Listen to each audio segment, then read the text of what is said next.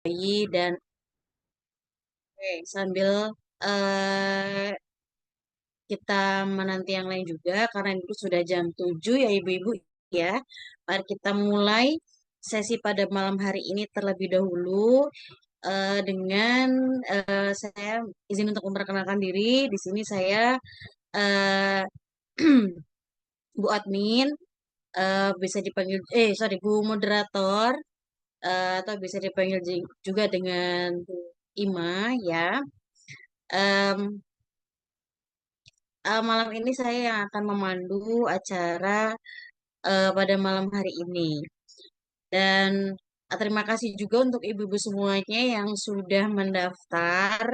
Ya, insya Allah pada malam hari ini akan banyak sekali ilmu yang kita dapatkan, yang tentunya bisa kita terapkan di dalam kehidupan kita sehari-hari ya, terkait bagaimana sih cara memijit bayi dan anak yang enak, yang nyaman gitu ya, yang tentunya tidak menakutkan. Karena kadang kita kalau misalkan mau memijat anak itu kan kadang suka takut, bingung ya, takutnya salah pegang lah atau salah posisi atau seperti apa begitu.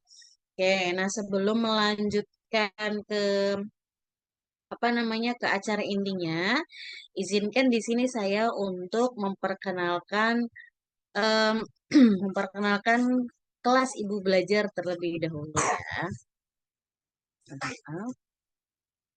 Oh iya, sebelumnya untuk slide saya sudah terlihat ya ibu-ibu semuanya ya. Sambil ngecek nih apakah ibu-ibu di sini sudah ready, sudah siap untuk menerima materi ini. Boleh dibantu ya ibu-ibu ya, apakah layar saya terlihat? Terlihat Kak Ima.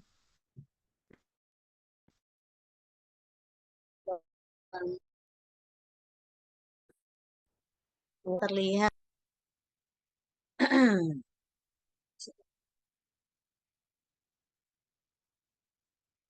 Kelas ibu belajar.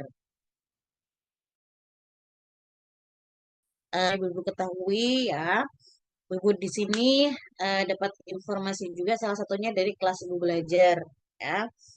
Nah, kelas ibu belajar ini adalah merupakan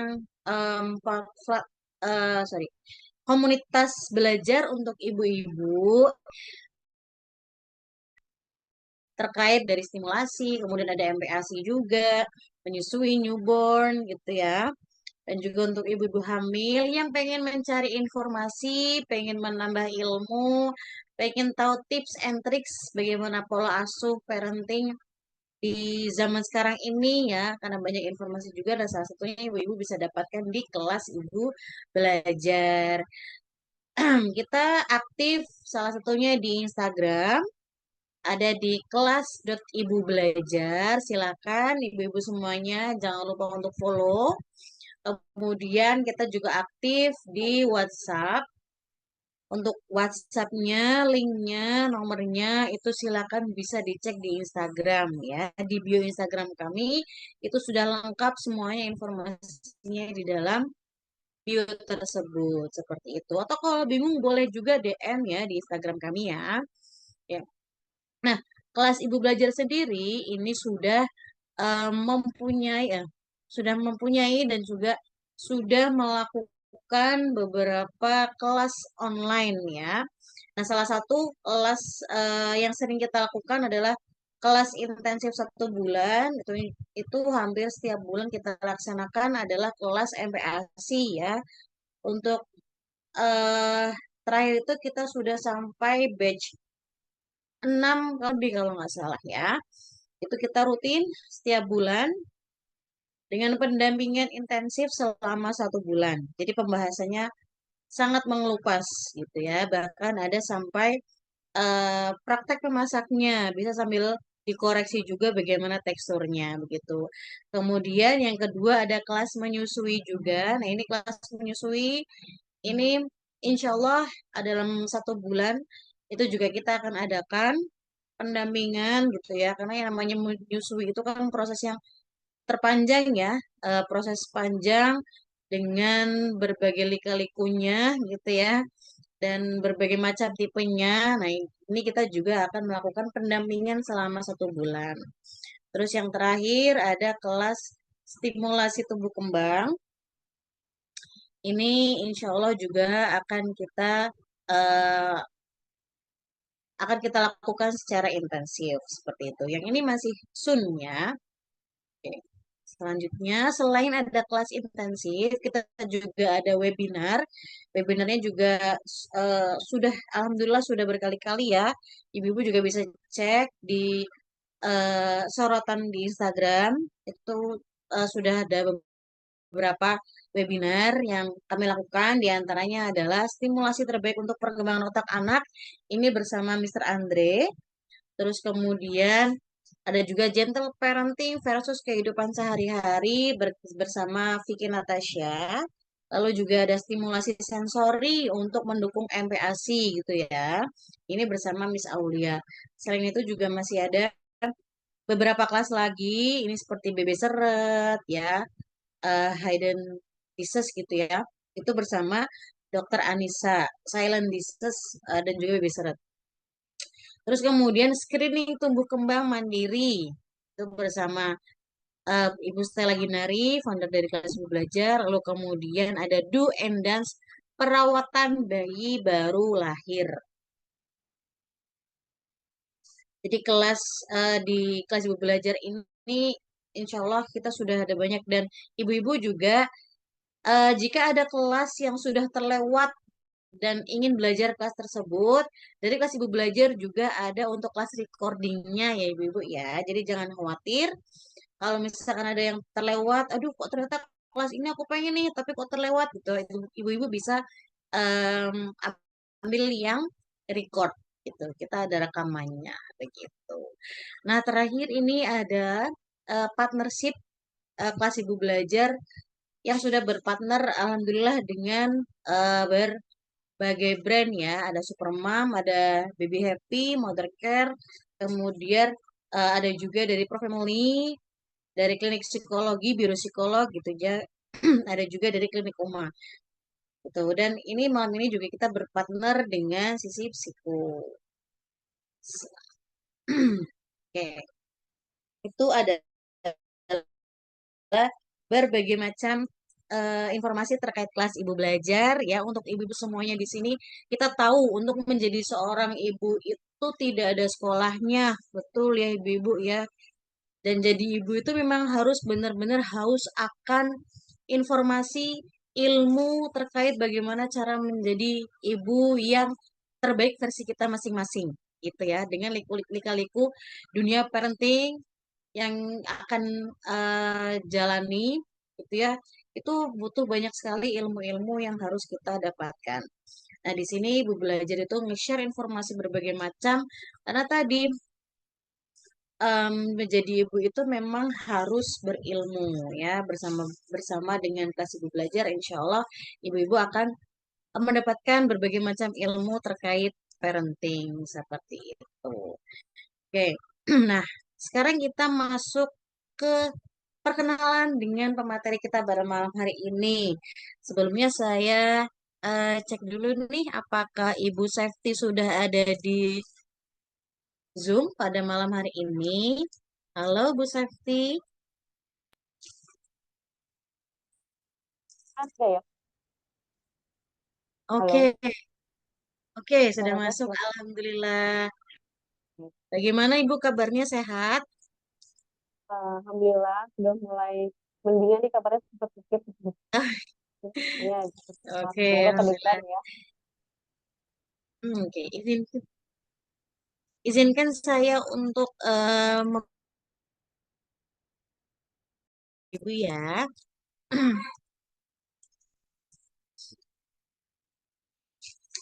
Oke, em, nama Ibu Safety Miarda Visa. Beliau adalah seorang fisioterapis anak dan dewasa serta co-founder, co-founder juga dari sesi eh, yang kita kolaborasi pada malam hari ini. Kemudian ada pendidikan Bu Safety ini. Beliau lulusan dari Universitas Indonesia, jurusan fisioterapi, kemudian dari Poltekkes Jakarta 3 di jurusan fisioterapi juga. Dan aktivitas beliau saat ini adalah menjadi fisioterapis anak dan dewasa, kemudian ada di sesi fisio, terus kemudian aktif juga di Azansi Therapy Center dan juga di Rumah Sakit atau RS Sari Asih Serang. Oke. Nah, itu informasi terkait pemateri pada malam hari ini. Nah, karena Bu Safety juga sudah ada di tengah-tengah kita pada malam hari ini, apakah bisa langsung kita mulai saja, Bu Safety? Boleh, boleh Mbak, dimulai. Oke, oke, baik. Kalau begitu, silakan kepada Bu Safety waktu dan tempat dipersilakan. Hmm. Bismillahirrahmanirrahim. Assalamualaikum warahmatullahi wabarakatuh. Eh, Boleh langsung di-share aja materi di sini. Mungkin sebelumnya perkenalan dulu ya. Kenalkan nama saya Dati. Di sini saya di kepercayaan dari kelas ini belajar untuk memberikan materi mengenai usia bayi dan anak. Sebenarnya ketika melihat peserta ini banyak teman sejawat juga ternyata yang ikut join, yang notabene mereka juga jauh lebih ekspert ya di bidang pembentukan anak. Jadi mungkin nanti sharing aja buat yang teman-teman sisilat teman sejawat yang biar mengikat soal ini. Kalau misalkan ada yang mau ditolong boleh ya sekalian. Ya. Oke. Boleh langsung aja ya. Next, Bu. Mohon Oh, maaf, saya Bu Safety, ya. sepertinya suaranya agak kecil. Oh, kecil ya. Kalau sekarang udah jelas, masih kecil. Oh ya udah, coba. Udah. Halo, suaranya masih Oh, oke, kecil? oke, udah Oh, oke, aman. oke. Di next aja boleh. Hmm, oke. Di next lagi. Oke, untuk yang pertama, aksi masa bayi dan anak itu. Masa bayi dan anak itu, kalau kita lihat dari definisinya, merupakan pemijatan perlahan ke seluruh bagian tubuh bayi dan anak mulai dari dada, perut, lengan, kaki, punggung, kemudian wajah. Pijat bayi sendiri ini ter- eh, tidak hanya dalam saja dalam prakteknya itu ada juga ditambah dengan bentuk simulasi lainnya seperti mengayun, kemudian ada simulasi simulasi kinestetik seperti menggerakkan tangan dan kaki, entah itu diluruskan atau ditekuk. Kemudian juga ada kontur mata, ada eh, simulasi suara, itu juga biasanya ditambahkan juga pada proses massas bayi dan anak, gitu ya. Eh, Massas bayi ini bisa juga dibilang sebagai simulasi sensori taktil, yaitu merupakan rangsangan sensori pada kulit yang berupa kanan, gosokan, getaran, ataupun bukan ringan pada kulit. Hmm, boleh dilihat. Untuk manfaat dan manfaat manfaat masa pada bayi dan anak ini ada banyak banyak manfaatnya. Boleh dilihat lagi. Di sini ada 5 macam manfaat. Sebenarnya sih manfaatnya ada banyak ya. Cuman di sini yang saya cantumkan ada 5. Di sini ada meningkatkan pertumbuhan bayi. Untuk bayi atau anak yang kita lihat kan pertama adalah perkembangan dan pertumbuhan ya. Untuk manfaat masa pada perkembangan yaitu dari fungsi sensorik maupun motoriknya. Untuk fungsi sensoriknya atau manfaat masa pada perkembangan sensorik itu dapat membantu perkembangan dapat membantu atau bermanfaat pada perkembangan sensori integrasi atau kemampuan anak mengolah rangsangan dari luar. Yang seperti tadi saya sebutkan di awal, stimulasi sensori taktil itu merupakan salah satu sensori yang penting bagi anak, penting bagi tumbuh kembang anak. Jadi ada yang namanya stimulasi sensori taktil, kemudian ada eh, proprioceptif atau body awareness atau kesadaran atau persepsi tubuh, kemudian ada yang namanya eh, eh, banyak lagi sensori yang lainnya. Nah itu pada masa ini dapat meningkatkan stimulasi pada sensori integrasinya. Oke. Kemudian juga ada manfaat pada body awareness. Jadi ketika kita masak, anak akan lebih mudah, anak akan lebih mengenali bagian tubuhnya melalui sentuhan. Jadi ketika kita masak sebagian tangan atau masak sebagian kaki, itu juga membantu anak atau menstimulasi anak mengenali bagian tubuhnya. Juga membantu koordinasi antar indera peraba penglihatan dengan seimbang. Jadi ketika kita masak, kemudian ditambahkan juga dengan stimulasi suara, kita kontak mata, nah itu juga merupakan salah satu bentuk stimulasi yang dapat meningkatkan perkembangan bayi melalui masa itu sendiri. Kemudian ada juga eh, manfaat masa sebagai penambah berat badan bayi. Sebenarnya masa itu sendiri kita kita atau kita memiliki yang namanya hormon insulin dan gastrin. Hormon insulin dan gastrin ini merupakan dua hormon pencernaan yang apabila dilakukan masas, nah masas ini dapat merangsang hormon tersebut. Nah hormon tersebut apabila naik atau terstimulasi itu dapat membantu penyerapan makanan menjadi lebih baik sehingga nutrisi yang didapatkan oleh anak atau bayi lebih optimal masuk ke dalam tubuh. Jadi ketika hormon insulin dan gastrinnya naik, si bayi ini cenderung dari beberapa penelitian yang ada, ketika hormon insulin dan gastrin ini naik, bayi itu akan merasa lebih cepat lapar. Jadi frekuensi menyusuinya atau frekuensi makannya akan lebih sering. Nah, itu berpengaruh juga pada produksi ASI yang dihasilkan oleh ibunya. Nah, itu juga berpengaruh pada perkembangan berat badan si bayi itu tersebut. Ya. Nah, kemudian mempengaruhi kualitas tidur bayi. Masa sendiri ini merupakan peningkatan merupakan prosesnya adalah menstimulasi sirkulasi darah serta melancarkan metabolisme. Jadi ketika sirkulasi darahnya lancar, metabolismenya lancar, itu biasanya mempengaruhi kualitas tidur dari bayinya. Kemudian sentuhan lembut, rasa aman, itu juga meningkatkan hormon kortisol atau meningkatkan hormon serotonin dan melatonin yang merupakan faktor faktor yang menentukan bayi ini tidur nyenyak atau tidak. Gitu ya. Kemudian ada manfaat yang selanjutnya berpengaruh pada organ pencernaan bayi. Jadi dengan manfaat di berat badan bayi ya, pengaruhnya itu ya tadi saya bilang dia berpengaruh di insulin dan gastrin atau juga menstimulasi eh, jadi hormon insulin dan gastrin ini distimulasi juga dari nervus vagus yang pada area nervus vagus ini menstimulasi area perut yang dapat memperbaiki proses pencernaan pada bayi.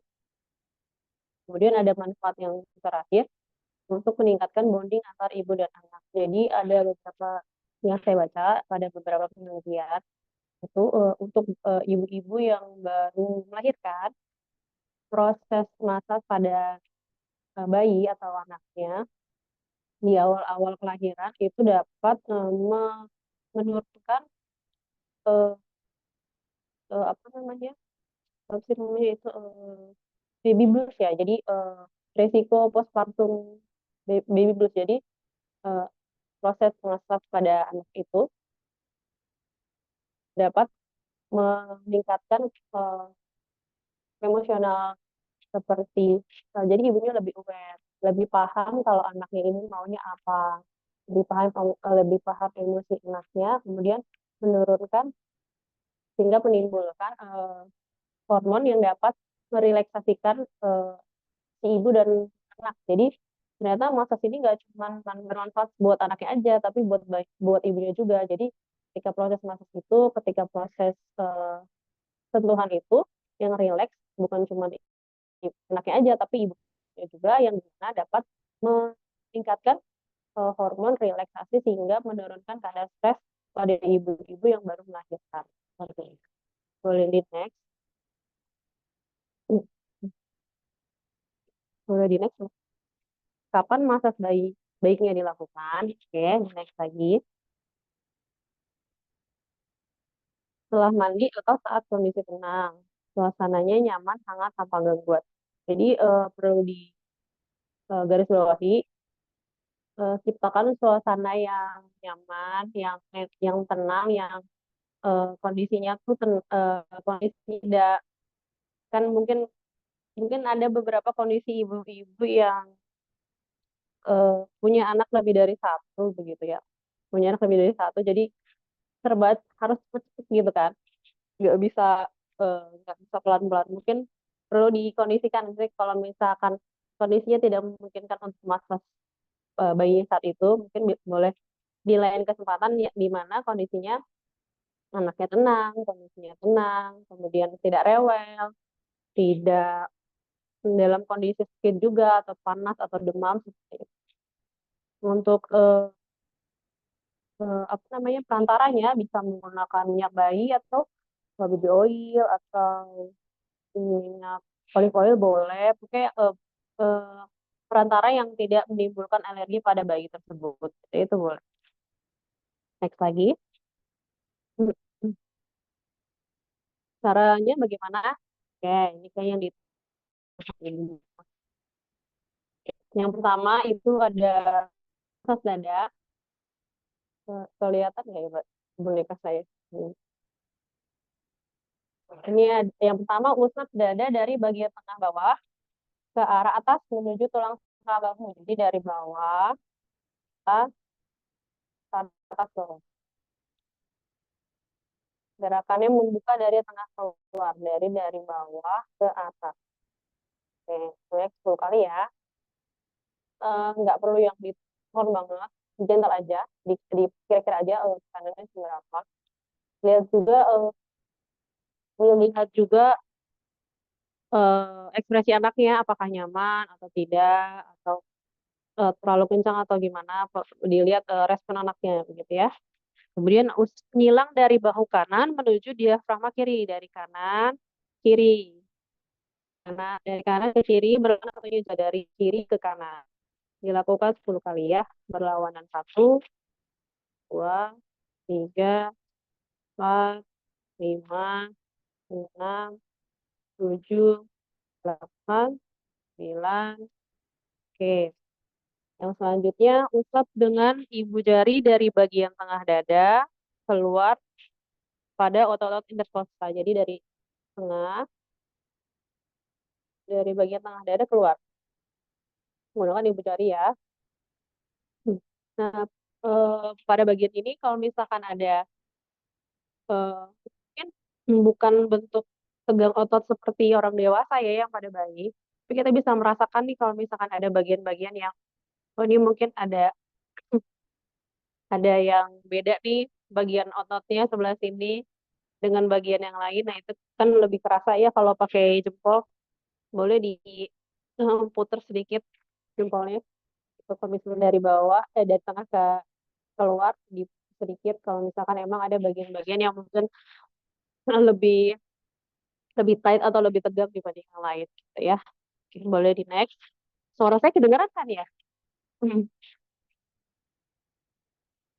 Halo Mbak, suara saya kedengeran kan ya? Kedengeran Ibu. Oke, oke, Terdengar. lanjut. Oke, terima kasih. Oke, yang kedua, massage perut, pijat arahnya searah jarum jam. Usap lembut melingkar dari sisi kanan bawah searah dengan jarum jam. Jadi dari kanan bawah ke kiri searah dengan jarum jam. Oke. Yang ke selanjutnya, pijat dayung, usap perut dari atas ke bawah, lakukan bergantian. Jadi gini. Nah, oke, oke. Ini ya, bergantian atas bawah. Oke. Selanjutnya, ini gerakan I love you. Ah, I letakkan tangan kanan di sebelah kiri perut. Sebelah kiri perut ya. Turun ke bawah, I. Kemudian L-nya. L. Terbalik L-nya, bentuk L-nya terbalik ya. L. Kemudian U. Bentuk U dari kiri bawah ke kanan bawah. Gitu. Kelihatan? Hmm, kanan bawah. Ini biasanya juga sering kalau perut anaknya kembung nih biasanya sering dilakuin nih gerakan I love you pada daerah perut ya. Anak-anak yang anak-anak bayi yang biasanya ada masalah kembung gitu ya. Ini biasanya sering dilakukan. Hmm. Oke, lanjut. Boleh dilanjut? Oke, masas lengan. Lakukan masas pada lengan kiri, lalu lengan kanan. Jadi lengan kiri dulu. Lengan kiri. Lengan kiri ya. Pijat sebelah lengan bergantian. Genggam lembut tangan bayi. Usap dengan gerakan dari tangan menuju ke bawah. Jadi dari bawah ke atas. Gerakannya dari bawah ke atas ya. Dari tangan menuju ke bahu. Kemudian pada jari, buka telapak tangan bayi. Pegang ujung jari. Jadi dibuka jari-jarinya. Taruh dengan lembut bergantian. Jadi satu jari bergantian. Seperti itu ya. Kemudian gunakan ibu jari untuk mengusap telapak tangan bayi ke arah jari. Jadi dari tengah dibuka jarinya. Kemudian diusap satu itu. Nih bonekanya nggak ada jarinya ya, mohon maaf. Oke, gitu ya. Oke. Selanjutnya,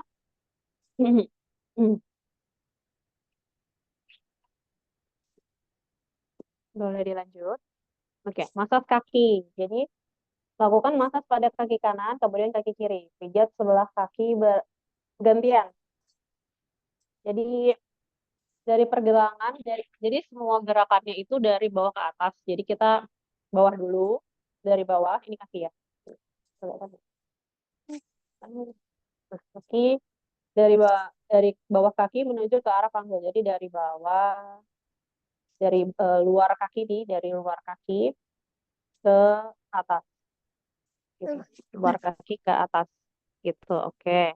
Kemudian setelah itu telapak kakinya dipijat dari bawah, dari bagian atas, dari bagian bawah, lalu putar ke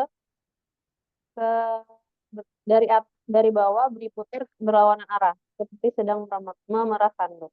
Jadi gitu ya. Betul, betul. Bingung kamera ini ya.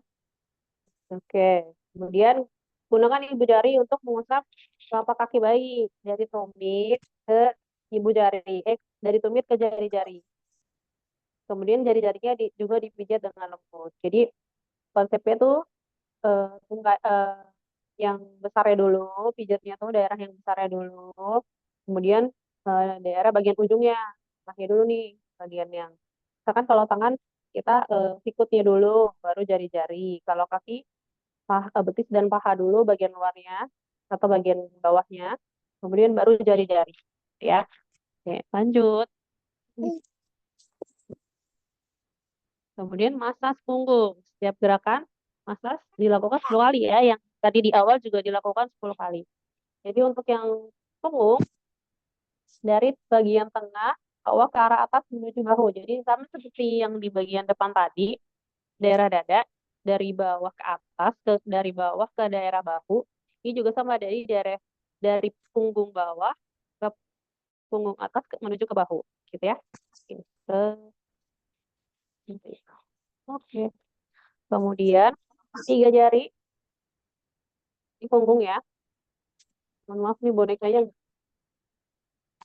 punggung tiga jari, gerakan seperti ini. Tiga jari. Dari bawah dulu ya. Dari bawah ke atas. Tiga jari. Oke. Kemudian, sama seperti yang dada tadi di depan, ini di punggung jempol kita gerakan keluar. Jadi dari ini, apa nih? Oke, dari sini digerakkan gini, gitu ya. Nah, oke, lanjut. Kalau kecepatan boleh di stop. Lanjut, massage wajah. Jadi, untuk massage wajah, jadi tadi udah eh, dada, perut, punggung, dada, dada, perut, punggung, kaki, kemudian wajah ya. Pegang yang pertama, pegang kepala bayi dengan kedua lengan. Jadi usap lembut. Ini ibarat kepala bayi ya. Kita usap lembut dari pas dulu nih, dari dahi dulu kayak lagi pakai sampo dengan kedua ibu jari. Usap kening perlahan sampai ke pelipisnya. Jadi dari dahi ke pelipisnya. Bukan kayak sampo kayak sampo kita ya. Buat bayi kita sampo ini gini aja, pakai ibu jari aja. Nah, gitu ya. Tetap lihat respon anaknya ya, ibu-ibu sekalian. Jadi kalau anaknya kiranya responnya nggak nyaman, perlu dicari tahu kenapa. Mungkin terlalu keras kah, atau posisinya tidak nggak nggak peka, nggak ergonomis kah, atau suasananya nggak nyaman kah, gitu ya. Kemudian setelahnya letakkan kedua ibu jari pada bagian atas tulang hidung dan tekan lembut ke arah tulang pipi. Jadi ini kan hidung nih, digerakkan ke bawah. Kayak ibu jari ya, maaf saya nggak. Ini. Nah, ibu jari gini. Ibu jari dari atas ke bawah, dari tulang hidung ke tulang pipi, bagian bawah ya. Ini, ini pada bagian pada masa wajah ini bisa disambil juga dengan simulasi yang lain ya, seperti eh, kita bernyanyi atau menanyakan maksudnya interaksi walaupun belum bisa dua arah ya sama bayinya ya, tapi tetap kan interaksi itu juga salah satu bentuk stimulasi gitu ya. Jadi sambil masa wajah kita bisa boleh main ciluka atau sambil bernyanyi atau sambil eh, eh, melihat respon anak nih mengikuti suara atau tidak, gerak atau tidak matanya, itu kan salah satu bentuk stimulasi juga gitu ya. Yang ketiga, ada gunakan kedua ibu jari untuk mengusap bagian atas bibir. Di atas bibir atas, dari tengah hingga keluar bibir. Jadi dari atas tengah bibir nih ke bawah. Eh, ini bentuk salah satu bentuk stimulasi oral motor juga ya, ini ya, yang bagian sini. Yang terakhir, tekan kedua tangan di bawah telinga bayi, lap lembut ke arah dagu. Dari telinga ke arah dagu. Oke, lanjut.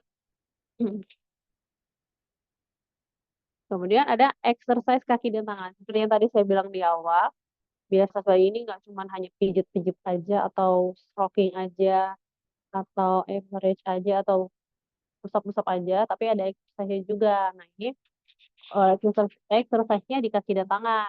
Pertama tuh ada genggam kedua tangan, lalu angkat tangan ke atas kepala dengan gerakan lembut, lalu gerakan ke atas dan ke bawah. Nah, ini kita bisa sambil sambil nyanyi, berinteraksi sama anaknya. Jadi nggak cuman pasif gitu ya, tetap ada interaksi seperti itu. Kemudian ada gerakan menyilang. Begini, oh dibuka. Hilangkan kedua lengan ke arah dada, lalu dibuka kembali, diulangi banyak 10 kali ya. Kemudian ada pegang kedua kaki lalu angkat, gerakan lembut ke atas lalu ke bawah. Seperti jadi dilurus, diangkat ke atas kakinya, turunkan lagi, turunkan lagi. Kemudian ada juga pakai kedua kaki ke arah perut secara lembut, luruskan kembali, tekuk lagi, luruskan kembali. Atau boleh juga digerakkan gantian ya, gerakannya tekuk lurus, ditekuk dan luruskannya boleh dilakukan secara bergantian, nggak nggak selalu boleh, jadi boleh dua-duanya, boleh bergantian gitu.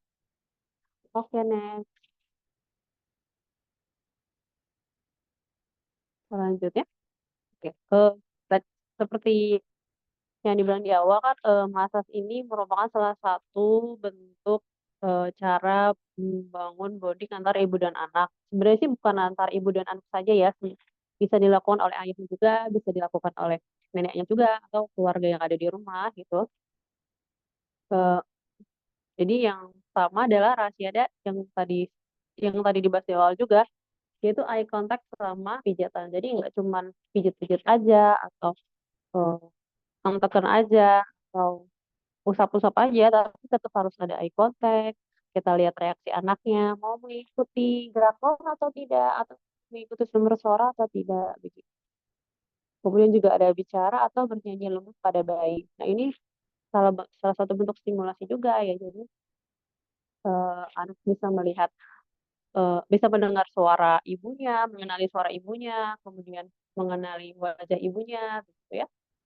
Kemudian juga ada respon bayi atau anak. Nah, yang saya bilang juga tadi, dilihat respon anaknya gimana, apakah anaknya nyaman, oh misalkan, oh kayaknya gelisah nih, mungkin bisa jadi terlalu keras, mungkin minyaknya nggak panas, mungkin yang dipakai gitu ya, jadinya nggak nyaman. Jadi coba di di cari lagi gitu, kenapa nih anaknya nggak nyaman. Gitu. Kemudian jadikan masa sebagai rutin harian. Nah, ini eh, karena kan bisa dilakukan setelah mandi ya. Jadi bisa dilakukan hampir setiap hari. Jadi simulasinya nggak cuman sesekali aja gitu, bisa dilakukan terus menerus gitu. Jadi simulasi murah, mudah dilakukan di rumah bersama dengan orang-orang di rumah. Gitu. Lanjut. Oke, hindari masa saat nangis atau rewel. Nah, yang tadi dibilang kan, kondisi anaknya harus nyaman, lingkungan harus nyaman. Jadi kalau misalnya anaknya lagi nangis atau lagi rewel ya, jadi mungkin nggak dapet nih gitu ya. Ditunda dulu di lain waktu, dilihat kondisi anaknya saat tenang atau saat kondusif gitu. Lapar juga, kalau lagi lapar anaknya berarti harus dikasih makan dulu gitu ya. Mungkin sebelum mandi dikasih ASI dulu, disusuin dulu, baru mandi, kemudian baru dipijat gitu. Kemudian demam tinggi nggak disarankan buat pijit ya, karena biasa khawatirnya menimbulkan atau mengakibatkan, menyebabkan suhunya jadi suhunya jadi naik, imunisasi, dan sakit perut akut atau diare atau muntah. Jadi ketika posisi anak lagi sakit atau lagi nyeri, jangan dimasak dulu, ditunda dulu aja. Gitu. Sama saya mau kasih sama gini, sebenarnya manfaat masak kan banyak ya. Manfaat masak kan perkembangan, buat perkembangan motorik, buat perkembangan sensorik, buat perkembangan, buat meningkatkan berat badan bayi juga bisa, buat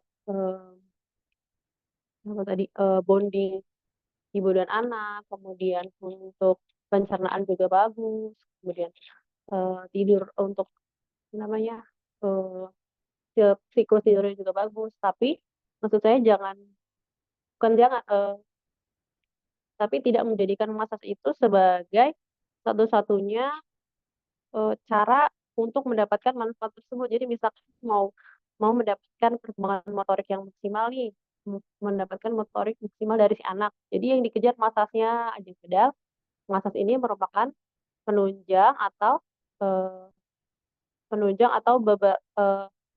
stimulasi, salah satu stimulasi dari stimulasi yang lain. Jadi stimulasinya ini digabung semua supaya dapat perkembangan motorik yang maksimal. Jadi khawatirnya, nah, karena ada beberapa kasus yang karena mau katanya masa sih bagus nih buat motorik, buat sensoriknya yang dikejar masasnya aja, tapi stimulasi yang lainnya nggak dilakuin nih, kayak misalkan interaksinya, atau misalkan eh, latihan geraknya atau fasilitasi atau simulasi lainnya nggak dikerjain, jadinya malah malah nggak dapet gitu. Jadi massage ini memang manfaatnya banyak, tapi ditunjang juga dengan stimulasi atau stimulasi perkembangan yang lainnya seperti itu.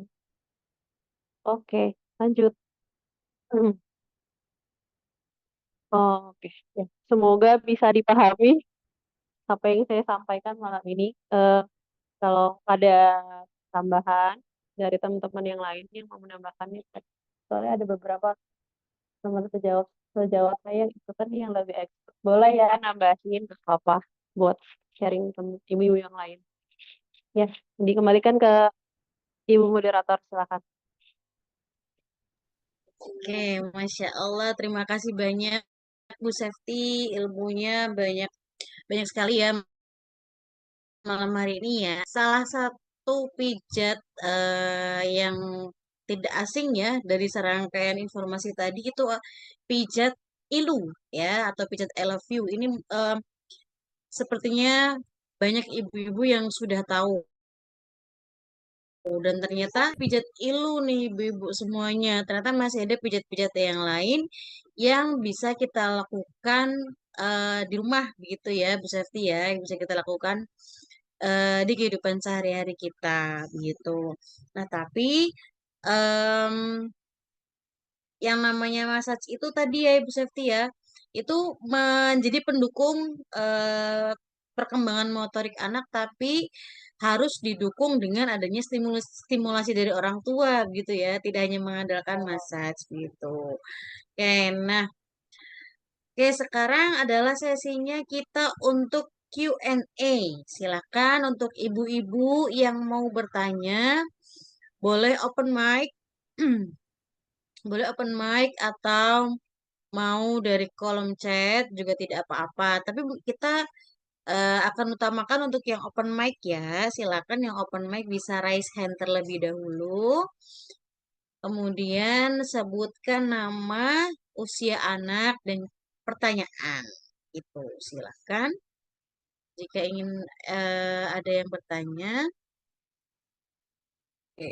Mungkin sambil menunggu ibu-ibunya mengetik pertanyaan ya Ibu Safety ya. eh Dari saya dulu Boleh. boleh nggak di Bu Safety? Aduh, boleh. Iya. Boleh, boleh. Em, Mungkin tadi terkait demam ini kebetulan saya juga masih ada anak ya, anak yang Iya. bayi dan juga anak yang usianya 2 tahun setengah. Nah, kemarin kan sempat demam itu dan memang katanya kan kalau demam tinggi itu tidak boleh untuk dipijat tadi ya, sesuai informasinya juga ternyata valid. Ya, betul. Nah, apakah ada batasan minimal kira-kira di suhu berapa anak baru boleh dipijat seperti itu? Hmm. Langsung jawab aja nih berarti ya. Iya, Langsung dijawab aja ya. Biasanya eh, untuk batasan demam, tindakan entah itu medis atau stimulasi, stimulasi pada anak, biasanya itu di angka 37,5 ya. Kalau di atas 37,5 biasanya disarankan untuk istirahat terlebih dahulu atau minum obat terlebih dahulu gitu. Kalau misalkan masih di bawah 37,5 kayak 37, 37,2 itu masih boleh sih. Terus mungkin perlu dicari tahu juga kenapa demamnya gitu ya. Kenapa demamnya dulu gitu. Karena kan itu eh, fase demam itu kan anaknya fase di mana tubuh butuh istirahat untuk pengaturan suhu ya. Jadi fase di mana tubuh sedang bekerja melawan infeksi. Jadi biasanya sih kalau saya ya 37,5 tuh di atas 37,5. Jadi 37,5 ke atas itu tidak disarankan untuk dilakukan tindakan untuk itu. Kalau dari fisioterapi ya, tindakan fisioterapi atau tindakan medis atau tindakan di luar itu, jadi gitu itu disarankan istirahat dulu aja gitu. Di masanya mungkin nanti ketika turun suhunya baru dilakukan gitu. oke, baik. Gimana? Berarti di suhu 37,5 tapi harus dicek dulu penyebabnya apa, begitu ya Bu Safety ya? Iya, kalau bisa di apa demamnya gitu.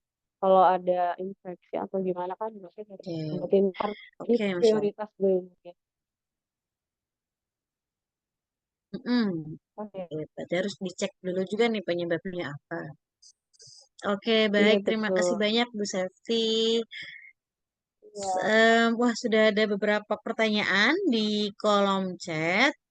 Ini saya izin bacakan ya Ibu Safety. Oh, mohon maaf, ada yang raise hand. Kita utamakan yang raise hand dulu ya. Ibu Zia Maulida. Oke, Ya, silakan. iya Bu, saya izin bertanya ya Bu, Septi. Hmm, anak saya usianya 5 tahun. Ada gangguan sensori juga. Memang ini lagi terapi terus. Yang ingin saya tanyakan adalah terkait ini Bu, posisi duduk web position itu udah sering diterapi juga kan. Maksudnya dia juga latihan terapi okupasi juga. Yang ingin saya tanyakan itu web positionnya itu belum membaik Bu. Jadi padahal udah sering diterapi maksudnya gitu.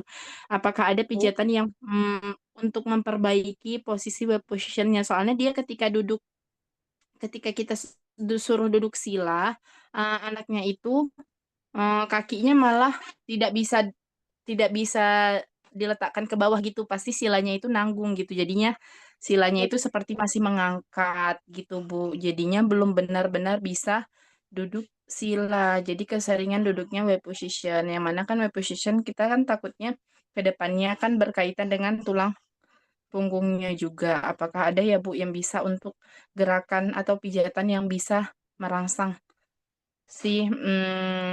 mengurangi atau mempermudah duduk silanya gitu sih Bu. Terima kasih. Usia berapa Bu? Mohon maaf, usia berapa? 5 tahun Bu. 5 tahun. 5 tahun. Sudah pernah terapi ya? Ya sudah terapi. Ha. Hmm. Posisi duduknya, posisi duduk sila, kakinya tidak mau turun ke bawah, tapi bisa Iya. Gimana Bu? anaknya bisa posisi duduk sila, Mm-mm. posisinya bisa nahan atau eh, nahan tapi kakinya ngangkat gitu. Iya nahan. Jadi nahan kakinya ngangkat gitu. Jadi nggak bisa benar-benar lurus gitu. Maksudnya nggak bisa bertumpu di lantai gitu kan. Kalau kita kan lurus aja kakinya bisa Mm, gitu ya. Maksudnya sejajar dengan lantai. Kalau dia itu pasti agak nahan gitu. Jadi duduknya maaf ya Bu. Jadi seperti gini Bu ya, agak seperti ini gitu. eh, Nah, jadi nggak benar-benar itu. Jadi setiap duduk disuruh duduk sila seperti itu. Jadi dia mungkin terganggu. Jadi setiap kali duduk dia pasti selalu ingat duduk web positionnya, nggak pernah menduduk seperti ini karena mungkin sakit juga kali ya Bu karena dia nahan gitu kan Bu. tapi kalau posisi lurus bisa Bu dia, posisi duduk kakinya lurus. Lurus bisa, cuman nggak tahan lama juga Eh, Bu. hmm, Mm-mm. hmm. Mungkin perlu dilakukan pemeriksaan terlebih dahulu di daerah punggung belakang sama Mm-mm. daerah eh, kaki belakang. Takutnya ada Mm. pemendekan di daerah otot eh, di punggungnya atau di daerah kaki bagian belakang sehingga ketika posisi duduk sila itu ototnya pendek. Jadinya posisinya eh, jadi kalau ototnya pendek jadinya narik ya si ototnya itu narik posisi ototnya ini narik si kakinya jadinya nggak bisa turun ke bawah gitu. Jadinya mungkin harus dilakukan pemeriksaan terlebih di daerah punggung punggung sebelah Maaf atau Bu, di gimana? Suaranya punggung. putus-putus. Hah? Suaranya Maaf. putus-putus Bu. Mm. Oke, oke. Oh, jelas, jelas suara saya. Oke oke, jelas Bu ya. Oke. Ah, ah. Perlu menurut saya mungkin perlu dilakukan pemeriksaan di eh, otot punggung bagian belakang, otot kaki bagian belakang, sama otot paha dalam Bu. Takutnya ada pemendekan otot di situ. Jadi ketika Mm. posisi duduk silang, ototnya narik. Jadi nggak turun gitu. Kalau emang mungkin mau dilakukan intervensi sama mungkin ya di rumah, mungkin boleh dilakukan masasnya boleh. Coba mungkin ibu masas tapi mungkin bukan masasnya bukan dalam bentuk intervensi ya. Masasnya ini untuk meriksa dulu aja nih ada pemendekan atau enggak. Atau mungkin nanti boleh konsultasi juga sama terapisnya kan udah terapi ya. Tapi Tapi kan terapinya terapi okupasi sih Bu, lebih ke kegiatan-kegiatan okupasi. supaya Heeh. Ya maksudnya boleh konsultasi sama okupasi terapisnya. eh, Perlu dilakukan pemeriksaan untuk fisioterapinya atau enggak gitu. Yang dikhawatirkan itu ada pembedekan otot di bagian otot-otot di lower ekstremitas gitu ya, di kaki, kemudian di punggung belakang, jadinya menghambat posisi duduknya itu gitu. Terus duduk posisi duduk kaki lurus juga kan nggak bertahan lama ya, takutnya juga ada kelemahan otot juga, jadinya entah posisi duduknya jadinya nggak bisa kuat lama gitu. Jadi ada kelemahan otot di daerah posturalnya juga mungkin bisa gitu. Mungkin baiknya dilakukan pemeriksaan dulu Bu. Jadi eh, sebelum dilakukan intervensi, kalau mau massage sih boleh aja. Banyakin massage di daerah punggung boleh, dalam sama kaki belakang. Cuman ya gentle massage aja Bu. Jadi nggak yang kayak kita massage sama tukang pijat biasa gitu ya. Sama latihan aktif aja, latihan aktif menggerakkan kaki ya, menggerakkan kaki ke bawah gitu ya, sama ya itu tetap harus konsultasi juga sama terapisnya, takutnya emang harus nggak bisa melakukan intervensi tanpa pemeriksaan terlebih Oke. dahulu gitu ya. Berarti kalau melakukan Nah, pemeriksaan gitu. itu apakah ke apa dokter dokter ortopedi atau gimana ya maksudnya gitu ya Bu? Maksud Sementara ke minta dirujuk ke fisioterapi dulu aja Bu. fisioterapi. Oke, oke, oke, oke. Kan okupasi terapi dan fisioterapi ini sebenarnya gitu eh, boleh minta dirujuk ke fisioterapi dulu aja. Jadi pemeriksaan fisioterapi untuk fungsi apa namanya, untuk posturnya gitu ya, postur bagian terutama anggota gerak bagian bawah gitu, takutnya emang yang dikhawatirkan ada kebanyakan otot itu gitu. Terus mungkin udah terpola juga anaknya gitu kan, karena selama ini enaknya mungkin karena duduk sila nggak enak, dia jadi enaknya posisi W gitu Position. kan mungkin, atau posisi miring gitu. Boleh di bagian ke bagian fisioterapi aja minta dirujuk, bisa dilakukan pemeriksaan terlebih dahulu Oke. gitu ya. Baik, terima kasih ya Bu. Iya, semoga membantu ya Bu. Iya Bu. Oke, baik. Terima kasih Ibu Zia Maulida. Semoga bisa membantu jawabannya.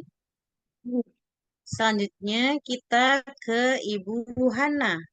Silakan Ibu Hana, bisa open mic dan open cam. Ya, Assalamualaikum Bu Septi. Mau bertanya, anak saya kan Halo, juga silakan. posisinya suka ya, Nih, ya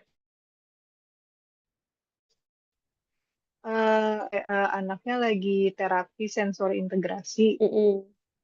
Itu tuh dia eh, s- masih sering dibilangin gitu untuk posisinya, untuk apa namanya, sila. Terus juga saya lihat dia kalau suka minta gendong. Saya juga nggak tahu karena apa, tapi kalau dilihat dari kakinya itu, kalau dilihat di Google tulisannya knock knees gitu. Mm-mm. Terus dia bisa jalan itu dari usia 8 bulan. Nah, Mm-mm. saya mau ke fisioterapi tapi dilihat-lihat di website gitu harganya 400.000. Nah, kalau di Mm-mm. Jakarta itu sebenarnya ada nggak sih yang kayak di bawah 250.000 Mm. gitu? Kalau misalnya ada info ya Bu, coba tahu ada. Oke, oke. Ya, Benar. makasih. Iya, dan terima kasih. Untuk range harga di Jakarta saya hmm, kurang tahu ya Bu. Tapi mungkin nanti teman saya ada di sini. Eh, Mungkin lebih ke ini Bu.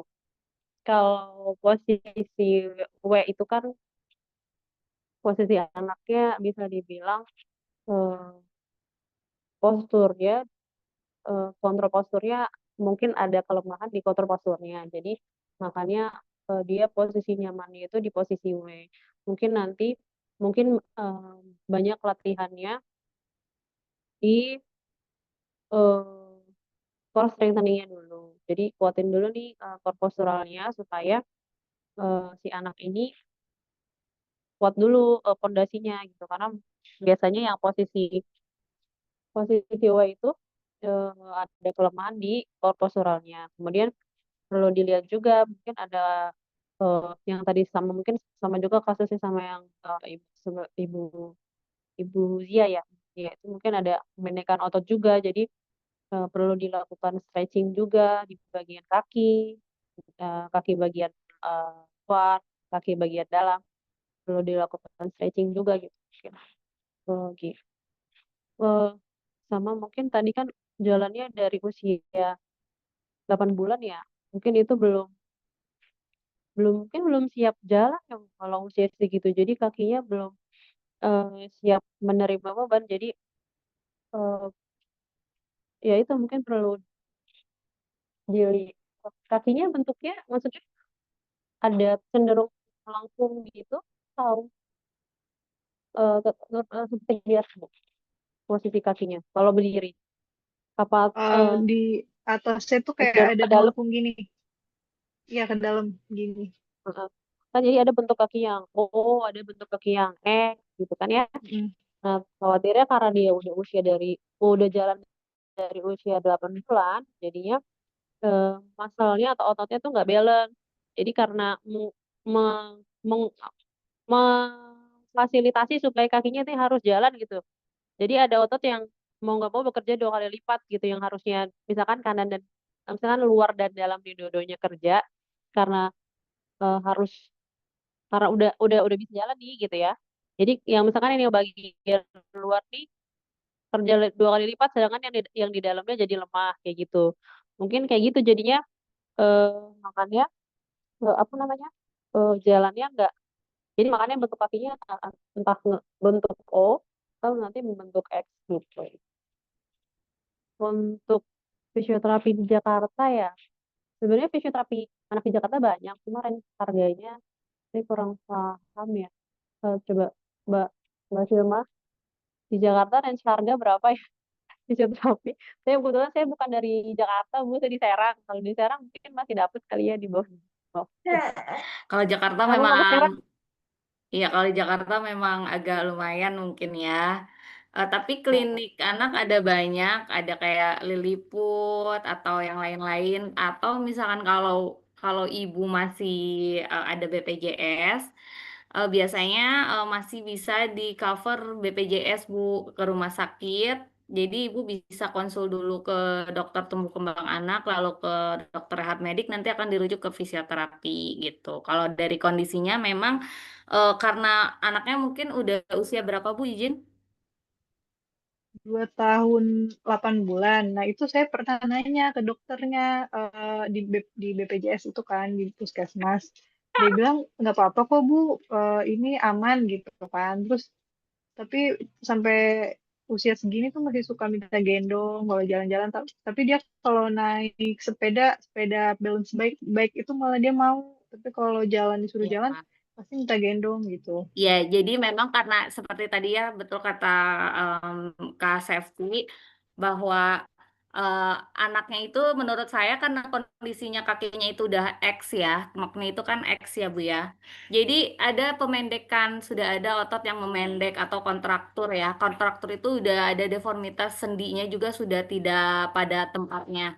Otomatis si ototnya itu memang memendek. Nah, kalau kita nih kondisi kita kaki yang otot yang sudah memendek itu dia kan jadi mengkerut.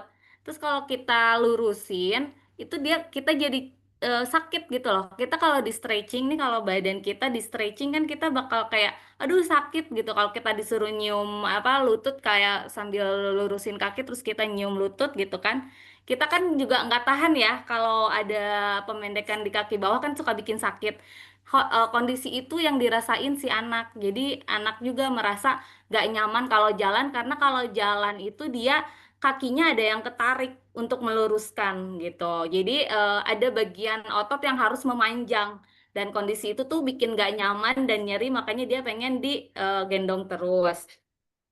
Tapi kenapa sih kalau balance bike dia mau? Karena kondisi balance bike dia tidak menopang seluruh badannya. Kakinya juga ada agak nekuk ya, nggak lurus gitu kan. Kakinya agak nekuk. Terus badannya dia itu nggak tertopang semua oleh kakinya dia. Jadi dia lebih nyaman di balance bike, di sepeda, duduk juga lebih nyaman karena posisinya menekuk. Jadi dia tidak ada rasa tidak nyaman pada posisi itu. Sedangkan saat berdiri dan saat berjalan ada rasa tidak nyaman, makanya pengennya digendong terus. Sudah pasti itu sudah ada kontraktur pemendekan, ya mau nggak mau memang harus di fisio, selain juga untuk di stretching, ada juga penguatan otot, karena kalau udah ada yang memendek berarti ada yang memanjang. Jadi ada yang harus dikuatin dan ada yang harus dirilis seperti itu ininya. Jadi ya mau nggak mau harus di fisio, dibantu juga dengan latihan seperti itu. Memang bagus ada sensor integrasi juga sama sensor integrasi bisa mengaktifkan menstimulasi otot-otot kita juga.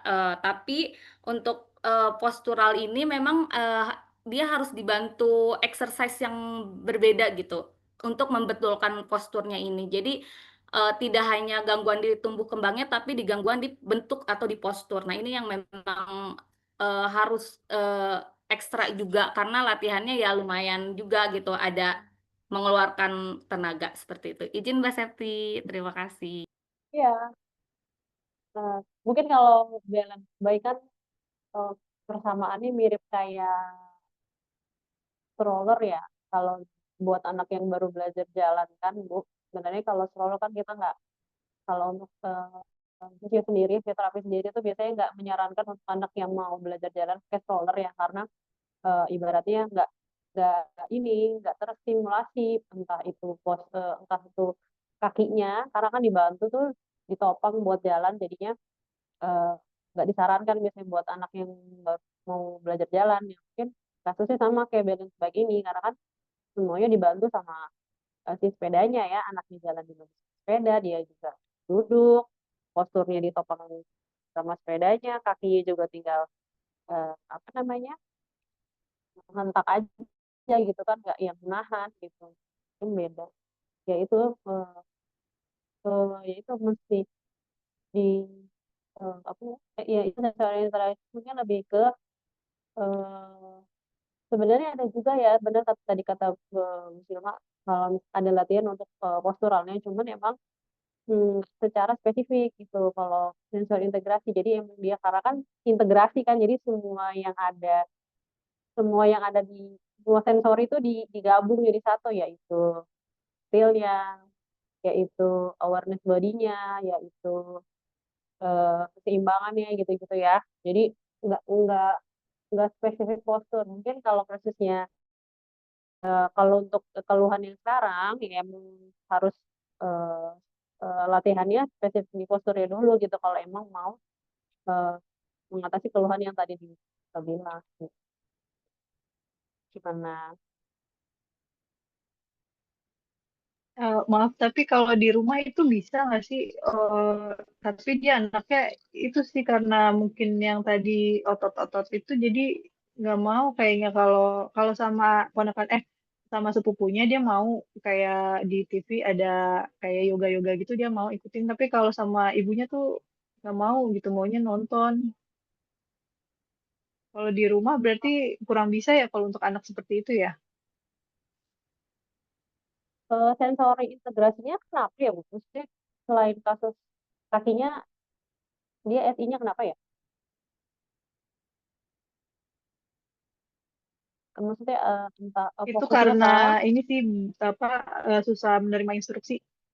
Fokus juga kurang, terus juga susah menerima instruksi gitu, jadi sering nggak mau gitu kalau disuruh. gitu. Ya, sebenarnya sih bisa aja dikerjakan di rumah, cuman ya harus finance juga, maksudnya koordinasi sama terapis yang gitu ya. Maksudnya kan ada kesulitan konsentrasi kan. Nah, kita maksudnya biar si anak ini dapat menerima latihan di rumah gitu kan tetap harus tetap harus koordinasi dulu latihannya gimana gitu. Jadi bisa kok bisa dilakuin di rumah. Cuma kan ada beberapa program yang aman dilakukan di rumah dan program yang memang harus dipantau oleh ahlinya. Bisa bisa dilakukan di rumah. Cuman ya gitu tetap harus koordinasi sama terapisnya. Kayak gitu. Biasanya SI ada yang sama fisioterapis juga kok Bu. Di sana nggak ada ya? Nggak ada sih. Kayak gitu. Ada di cabang tertentu gitu katanya agak jauh. Oh, di Depok. Saya rumahnya di Kebayoran Lama. Agak jauh. Oh. Ya, Beberapa SI kan ada. Jadi tuh SI itu nggak cuman sama okupasi terapis kan. Jadi gimana eh, kebutuhan anaknya, ada yang anaknya belum bisa dikasih sama okupasi, jadi misalkan SI-nya masih banyak di motoriknya gitu. Jadi SI-nya sama fisioterapis. Ada juga. Mungkin boleh nanti konsultasi lagi Bu sama terapisnya ya. Makasih banyak ya Ibu Septi dan Iya, Ibu Silma. Makasih. iya. Semoga membantu. Oke, terima kasih Bu Hana atas pertanyaannya. Semoga membantu. Dan mungkin sedikit informasi, karena tadi Bu Silma tampil, Bu Silma ini sebagai apa nih Bu di sesi visio? Silakan perkenalkan diri.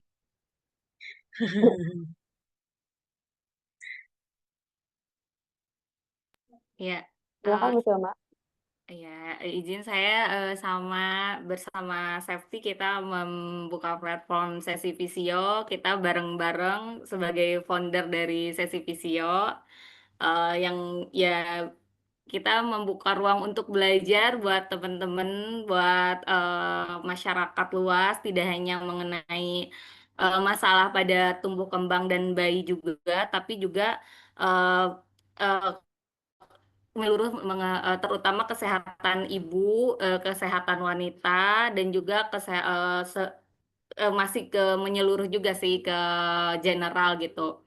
Kesehatan-kesehatan yang biasa kita rasain, keluhan-keluhan yang kita rasain sehari-hari, misalkan kayak sakit pinggang, gangguan-gangguan, keluhan-keluhan apapun itu gitu ya. Jadi memang kita membuka platform dan sering membuka kelas untuk memberikan share informasi mengenai kesehatan yang berhubungan dengan fisioterapi, seperti itu. Oke, Masya Allah. Jadi Bu Silma ini founder ya dari si fisioterapi. Oke, Masya Allah. Terima kasih banyak Ibu Silma. Oke, em, kita selanjutnya menuju ke pertanyaan yang ada di kolom chat ya, Ibu Safety ya. Kita melanjutkan lagi. Boleh. Ada yang pertama dari Ibu Puput. Ibu Puput, izin saya bacakan terlebih dahulu. Saya Puput dari Batang. Izin bertanya, apakah gerakan-gerakan tadi juga bisa diterapkan di anak usia 4 tahun ke atas? Dan apakah pijat ini bisa efektif untuk meningkatkan nafsu makan anak? Silahkan Bu Untuk Sakti.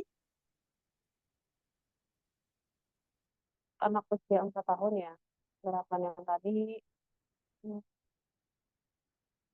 bisa dilakukan. Jadi yang seperti saya jelaskan tadi di awal ya, kalau pijat bayi dan anak ini, jadi nggak cuma buat bayi aja, tapi buat anak juga bisa dilakukan. eh, di mana pijat ini merangsang hormon dari insulin dan gastrin, yang dimana hormon insulin dan gastrin ini merupakan hormon yang membantu penyerapan makanan menjadi lebih baik sehingga nutrisi yang diterima bayi juga optimal. Nah, si hormon insulin dan gastrin ini eh, yang menyebabkan atau menimbulkan si bayi atau anak ini merasa lebih cepat lapar. Kemudian frekuensi makannya juga bertambah. Cuman perlu di garis bawahi juga Bu Puput ya, apa namanya, eh, anaknya nggak mau makan kenapa gitu. Itu kan yang massage ini boleh maksudnya boleh dilakukan untuk nafsu makan, cuman perlu di cari tahu juga nih kenapa nggak mau makannya atau kurang nafsu makannya apa eh, hmm, sensorinya tidak terstimulasi dengan baik. Kan ada juga anak-anak yang memiliki nafsu makannya kurang karena sensorinya sensorinya nggak tercukupi, juga ada juga yang kayak gitu. Perlu di perlu di observasi lebih lanjut gitu ya untuk anak usia 4 tahun, nafsu makannya kurang kenapa. Tapi boleh kalau misalkan mau dilakukan massage ini untuk sebagai penunjang atau sebagai hmm, salah satu bentuk menekan nafsu makan anak, boleh. Boleh Bang. Gimana? Apakah ada yang mau ditanyain lagi? Oke, semoga terjawab ya Ibu Puput ya. Jadi untuk anak usia 4 tahun bisa diterapkan begitu ya Ibu Septi ya. Oke, Boleh, boleh. selanjutnya dari Ibu Hoirum. Izin bertanya Bu, anak saya usia 4 bulan, sedang batuk pilek. Apakah ada pijat untuk mengurangi gejala batuk pilek? Silahkan Bu Septi.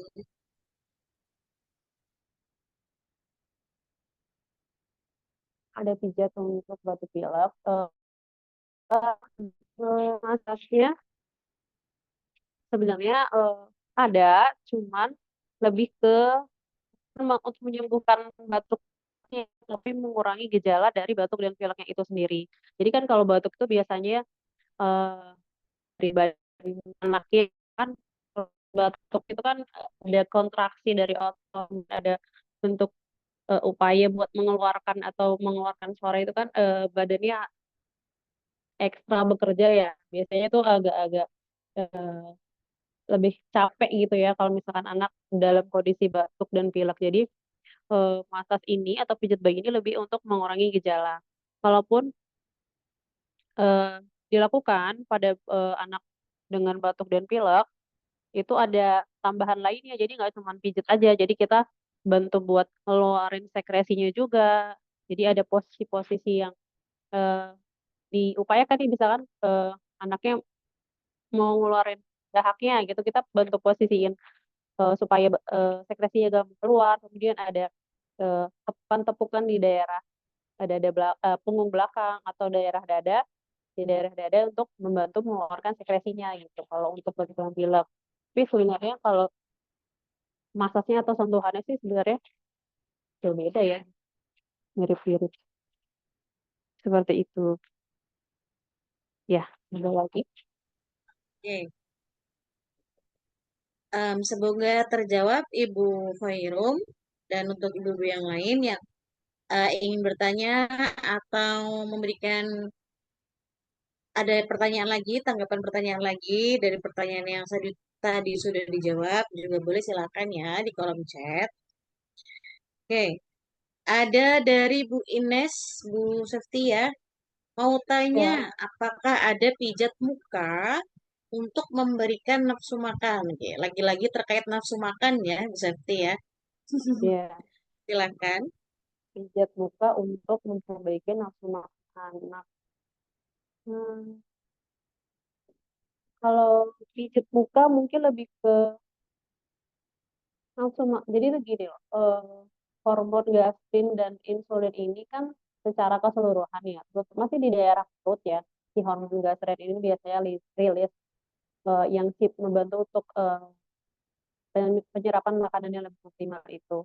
Tapi kalau untuk di daerah muka mungkin lebih ke stimulasi eh, oral motor ya, jadi entah itu pengecapannya atau eh, apa namanya, sedot, kalau misalkan ahli ya, nyedotnya atau hackingnya gitu, mungkin lebih ke situ oral motor. Jadi eh, stimulasi daerah otot-otot mulut ya gitu, jadi cara dia nelannya cara dia ngunyahnya, mungkin lebih ke situ. Eh, bukan bukan ke nafsu makannya kali ya, lebih ke cara dia memproses makanan yang ada di mulut, lebih ke otot-otot yang ada di daerah mulut gitu. Tapi kalau misalkan untuk meningkatkan nafsu makan, ya kayaknya sih secara keseluruhan sih, masa secara keseluruhan kali ya. Kalau misalkan di mulut, di muka aja sih, mungkin sepertinya begitu. Oke. Untuk di daerah muka berarti lebih pada pengecapan atau Ya, pengunyah gitu ya, Bu Septi ya. bisa, Atau gitu mungkin ya. anak Soalnya kalau yang kalau makan suka ngemut gitu bisa termasuk nggak ya Bu Septi ya? iya, bisa bisa. Jadi kalau anak-anak yang suka diemut atau makannya lama dikulum dulu tuh mungkin butuh massage di daerah kita di orang kayak daerah pipi dan mulut ya, sekitar bibir biasanya gitu. Oh, oke, oke. Baik, terima kasih Ibu Septi atas jawabannya. Semoga membantu ya Ibu Ines ya. Oke. Berarti balik lagi ya dari sekian banyak pertanyaan bahwa yang namanya tadi pijat itu jangan dijadikan sebagai acuan, betul ya Ibu ya. Jadi harus Betul. tetap diseimbangi dengan stimulasi untuk mendukung perkembangan si anak begitu ya. Jangan terkait nafsu makan pijat tapi harus di cross check juga bagaimana cara kita untuk menstimulasi kesiapan anak untuk makan atau untuk motoriknya seperti itu. Oke, jika ingin ada yang bertanya kembali, boleh silakan. Em, boleh raise hand juga. Eh, halo, Oh ya, Iya, silakan. ya saya silakan. Rahma Bu Septi. Kebetulan Ya. saya punya background anak yang memiliki problem GERD semenjak lahir, dan dia akhirnya menggunakan selang NGFT yang bermuara di usus jejunum, jadi tidak melewati fungsi lambung, fungsi lambungnya dihentikan, dan akhirnya karena GERD, reflux, adenoidnya membengkak, dan terjadi penurunan fungsi oromotor, sehingga sempat dirujuk untuk melakukan terapi pijat oromotor. Namun ternyata setelah dilakukan terapi selama kurang lebih 2 bulan, area oromotor itu masih apa ya, masih belum bisa bekerja maksimal saat ada air liur ataupun saat ada apa namanya, lendir. Jadi dia kalau ada lendir tuh kesedak pasti akan muntah gitu, sesensitif itu. Dan ketika kalau misalnya apa namanya, eh pagi hari itu seperti morning sickness. Jadi kalau ada bau-bau yang masakan gitu ya, itu pasti akan muntah. Tapi itu hanya terjadi di pagi hari dan itu muntahnya lendir aja. Jadi itu cukup challenge buat anak saya untuk makan. Dan itu dilema saya juga karena disuruh menghentikan terapi pijat oromotornya.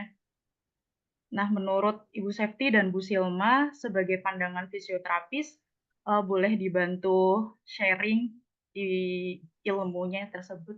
Terima kasih. Jadi pertanyaan ini lagi lihat sama Bu Sil, Mbak boleh bantu jawab kasusnya ini, respon. Eh, Sebelumnya untuk usia saat lahir, apakah cukup bulan? Usia saat lahir cukup bulan di 38 weeks. Berat Hmm, badan lahir juga normal di 2,54 kilo. oke. Ya, memang kalau reflux itu kan kebanyakan terjadi karena eh, si lambungnya itu belum matang sempurna ya. Kebetulan itu terjadi juga pada anak saya. Jadi biasanya dia ketika dikasih ASI keluar lagi, jadi belum masuk ke lambung dia sudah keluar lagi ya, dan muntahnya itu banyak. Namun normalnya itu kan harusnya, sekarang maaf Ibu usianya berapa ya? Usia bayinya? Sekarang udah 3 tahun 3 bulan Oh, ya. udah 3 tahun ya. Betul. Ya, memang harusnya dia akan sembuh dengan sendirinya biasanya. Jadi di usia 4 bulan ke sana eh, dia sudah mulai kembali normal lagi. Namun kalau kondisinya seperti ini pasti sudah dalam fase yang memang otot-ototnya juga sudah mulai lemah ya, udah lemah karena udah 3 tahun dan kondisi memakai apa namanya NGT-nya sudah berapa lama? Jadi itu selama NGFT ya, jejunum feeding. Dia Oh, iya. langsung ke usus halus, tidak melewati Mm-mm. lambung. Itu kurang lebih itu 6 bulan ya, 6 bulan. Itu pun dilepas karena memang respon setiap tubuh anak itu beda-beda ketika ada benda asing masuk, termasuk selang. Padahal itu fungsinya untuk mendukung kesehatannya ya. Saat itu anak saya di 6 bulan pemakaian tuh muntah hebat sampai selangnya mencolot dari mulut, bukan lagi hidung tapi mulut keluarnya gitu. Jadi muntahnya sangat hebat sekali. Iya, memang jadi sudah ada ini pasti karena sudah ada beberapa kelemahan otot ya dari otot-otot apa namanya otot-otot mastigasi, otot menelan, otot mengunyah, terus juga karena eh, dengan kita makan itu juga memberikan stimulasi ke apa namanya ke indera-indera yang ada di dalam ini ya, ada di dalam mulut ya, indera pengecap, lidah, terus juga langit-langit gitu. Nah, memang menurut saya salah satu untuk membantu memperbaiki yang masih diperlukan stimulasi oral motor gitu. Untuk membantu yang tadi kan kenapa sih kalau pagi itu dia mual terus juga dia suka kayak muntah kayak morning sickness ya. Kembali lagi kan reflux itu kan apa namanya? Kayak GERD ya memang GERD kan otomatis kalau GERD kelamaan semakin kita tidak isi juga lambungnya jadi over asam gitu asam lambungnya jadi meningkat gitu makanya kan kalau yang jangankan yang anak kecil gitu kita juga sama kan yang kalau udah dewasa GERD itu nggak boleh kosong tapi nggak boleh kebanyakan makan gitu memang harus sedikit-sedikit mungkin karena fase dari tidur ke bangun pagi itu kan kondisi lambungnya kosong agak lama ya. Jadi asam lambungnya tuh meningkat di pagi hari gitu. Nanti udah agak siangan udah mulai dimasukin makanan sedikit-sedikit dia menurun seperti itu. Bisa jadi yang saya tangkap ya. Nah, memang harus tetap dilakukan oral motor untuk membantu yang tadi karena suka tersedak gitu kan. Berarti memang otot-otot leher sini, otot-otot menelan juga apa gerakan peristaltik di daerah gerakan peristaltik dari esofagus yang harusnya dia ada makanan dia bisa terstimulasi untuk bergerak dia sudah mulai melemah jadi otot-otot ya otot-otot pencernaan baik itu otot luar ataupun otot dalam sistem pencernaan dalam itu dia sudah mulai melemah ya mau nggak mau memang harus tetap dilakukan stimulasi gitu apalagi di otot menelannya ini walaupun misalkan dia tidak makan makanan gitu ya tidak masuk lewat mulut tapi kan ya itu tadi dia tetap mengeluarkan apa air liur tetap ada dahak supaya tidak tersedak jadi harus tetap dilakukan stimulasi oral motor terus di daerah otot sini juga gitu di otot menelannya juga seperti itu bisa ditangkap nggak Ibu? Ya, saya mau tanya, jadi kayak kalau yang saya tangkap itu gini, Bu Silva. Jadi misalnya nih anak di terapi oromotor akan ada Nah, resiko di mana muntah dan ya ternyata betul. ketika muntah si relapse GERD-nya itu kepanggil gitu kayak seolah-olah Oh iya. merecall merecall memori itunya Iya, muntahnya gitu betul ya. betul. Nah, akhirnya balik lagi lingkaran itu tidak akan putus gitu Bu Silma. Jadi saya mau minta tipsnya nih supaya apa ya bisa keluar dari lingkaran itu gitu. fokus di bisa kita mulainya tidak yang langsung oral motornya tuh terlalu melebar gitu loh Bu. Bisa kita mulai dari latihan menelan dulu, otot-otot untuk menelan dulu. Kita kuatin otot-otot menelan dulu seperti itu. Jadi biasanya kalau misalkan oral motor yang muntah itu dia di dalam, kayak di lidah, di palatum, di gusi atau di apa namanya bagian dalam pipi dalam ini gitu. Nah itu biasanya yang membuat stimulasi kita jadi ingin muntah. Tapi kalau kita fokus di otot luar dulu, otot-otot wajah sini, ini juga kan pasti ini kan berfungsi untuk mengunyah, terus untuk mengecap juga, terus sama di daerah dagu dan juga di daerah leher kita fokus penguatan otot-otot luar dulu supaya membantu penguatan dalam refleks menelannya dulu gitu. Jadi bertahap gitu, Bu. Bisa kita apa? Kita sisihkan stimulasi oralnya. Jadi kan akan selalu begitu kalau kita tidak dikasih apa ya waktu untuk eh, kalau kita mengenal sesuatu yang baru tuh adaptasi, waktu untuk adaptasi gitu kan ya. Jadi dimulai dari stimulasi yang ringan-ringan dulu, baru nanti naik ke stimulasi yang lebih berat seperti itu. Karena kalau misalkan langsung dikasih stimulasi yang berat, ya pasti akan selalu menolak seperti itu, Bu. Jadi kita fokus di otot-otot luar dulu, baru karena kita tanpa kita sadari, walaupun kita fokus di stimulasi otot sini, dia juga membantu ada stimulasi ke bagian dalam. Seperti itu. Karena akan saling apa namanya bekerja sama gitu, Bu. Jadi eh, selama tidak apa namanya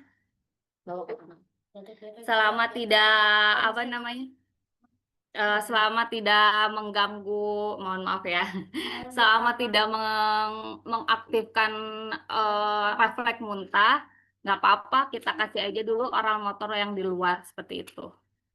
Izin ya, Mbak Safety boleh ditambah. Mungkin mungkin gini, perbandingannya sama kayak misalkan ini kan otot ini kan otot di oral ya. Otot di oral kan lebih sensitif gitu ya dibandingkan dengan otot yang di luar otot rangka gitu. Mungkin kalau misalkan gue kasih ini otot dulu aja ya. Kita kayak kasih latihan otot rangka atau otot yang bagian besar ini. Kita kan nggak bisa namanya langsung ngasih latihan yang besar langsung. Jadi yang ada yang namanya bertahap. Mungkin ketika kita kasih yang misalkan target kita latihannya adalah 10. Sedangkan eh, kondisinya kliennya ini belum bisa di angka 10. Jadi ketika dilatih di angka 10, dikasih di repetisi 10, akan ada yang namanya penolakan, akan ada yang namanya adaptasi. Mungkin akan terlihat mungkin dari KU-nya atau keluhannya sakit badannya atau mungkin pucat badannya. Makanya nanti kita turunin ke 9. Mungkin ini juga sama di oral motor. Mungkin ada yang namanya refleks dimuntahin karena kan emang belum bisa di situ. Makanya kalau di situ belum bisa ya berarti kita mundur. Jadi kan ada yang namanya misalnya dari A sampai Z. Sedangkan misalnya target kita Z. Mhm. Kita coba dulu nih di Z, terus ternyata di Z nggak bisa. Jadi kita mundur dulu nih ke sebelum di Z apa. Mungkin maksudnya mungkin harusnya latihannya seperti itu. Jadi emang harus bertahap. Jadi kita cari dulu dari yang paling mudah, dari yang anaknya ini bisa menerima, kemudian naik perlahan. Ini memang eh, memang butuh kesabaran ya untuk kasus-kasus pada anak nih, khususnya pada anak karena akan ada yang namanya proses adaptasi anak beda anak itu kan biasanya beda proses adaptasinya. Ada yang mungkin ketika kita kasih intervensi anak itu bisa langsung menerima sekali langsung menerima. Ada juga yang ada yang namanya anak yang ketika dilakukan intervensi ada errornya dulu, kemudian baru besoknya baru menerima gitu kan emang eh, pertanyaan yang Mbak gimana caranya bisa keluar dari lingkaran setan ini? Kita maksudnya mungkin kalau dari saya ya sebagai fisioterapis yang melihat kondisi itu, eh, ya itu mungkin bukan bukan lingkaran setan ya mungkin sedang mencari error mana nih yang nggak kita nggak perlu kita lakuin supaya dapat output yang kita pengenin gitu. Mungkin harus ngelewatin si errornya dulu ini supaya bisa dapat outcome yang kita mau. Mungkin kenapa kita melihat ya, kenapa yang mungkin kelihatannya, oh ini anaknya muntah lagi, harusnya bisa nggak ya nggak diginiin biar nggak muntah, mungkin gitu ya. Tapi mungkin harus melewati itu dulu supaya bisa dapet eh, eh, apa namanya peningkatan di orang yang kita mau gitu. Mungkin boleh di penyakit di eh, masuk ke penyakit dalam nggak ya, Bu Rahma, anaknya?